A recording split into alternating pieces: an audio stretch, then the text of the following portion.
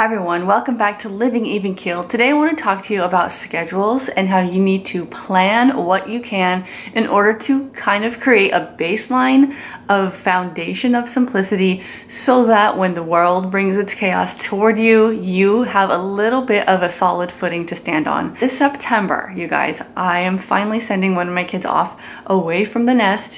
My oldest is going to pre-kindergarten only 3 days a week for a short amount of time a week.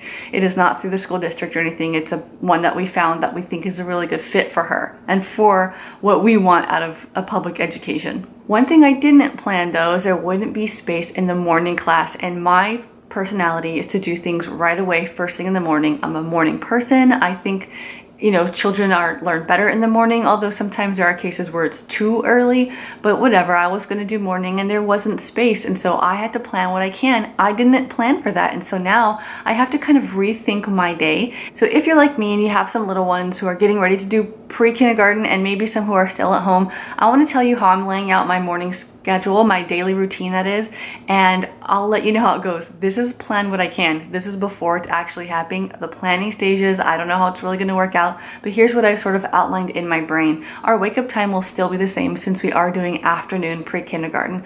Our morning will still be basically the same, except I'm not going to be as eager to leave the home because I would like to stay closer to the home so we can have a proper meal before going to pre-kindergarten. So in the early morning, if I had to run to Target or grocery store, Costco, that's when I would do it. But now I think I'll just leave those for the days that we don't have pre-kindergarten. So we'll be at home during the early mornings doing together activities, whether I need to do zone cleaning or we just need to sit and play, whatever life brings. But we're going to do that in the morning hours between like 9 and 11. At 11 o'clock, I want to serve lunch, which is a whole hour earlier than I typically do, but I want to make sure we have plenty of time to eat and then get cleaned up and use a restroom before we have to leave the house around noon in order to make it to pre-kindergarten on time. Once we do drop off, I'll come home with my 3-year-old and she'll have some quiet time. She has dropped naps for the most part. I really don't think she slept in the past week, but we still do give her quiet time, and she'll often lay in her bed and read or kind of like play with her little stuffed animals, do imaginative play. In the past, we would nap from 1 to 3, but now we'll be napping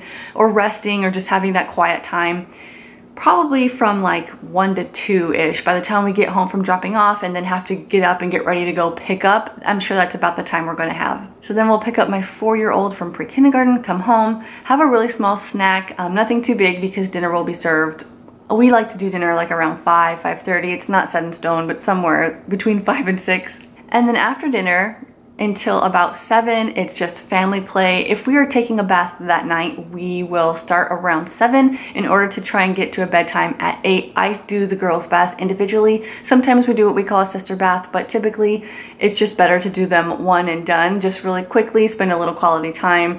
I'm telling you, they love each other, but sometimes they just get at each other too, and so I think having a little peace at night is okay. Even if it takes longer, I don't mind giving them a bath. I find it really relaxing. If we're not taking a bath, we'll just play through the night, and we have a variety of things we like to do as a family. And that's the gist of my day. Now, there is an exception. We are also starting soccer. Both of my girls are going to be playing soccer, and it's a very low competitive soccer once a week on Mondays right before pre-kindergarten at the same location in their field. So I don't have to worry about driving from one to the other, which was a big reason why I decided to go ahead and do it. So soccer, actually, I think it's only half an hour, and I need to get my schedule. I have it behind me here.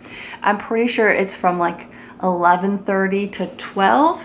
And then pre-kindergarten actually starts at 12:30. So we'll be packing lunch on Mondays and eating just the 3 of us together at the soccer field, and then getting Olivia changed and prepared because she has to wear like a soccer jersey. So we'll get her dressed in her regular pre-kindergarten clothes while Violet and I head off. So I have my baseline, my outline, my structure, and I can just plug in whatever else I need to.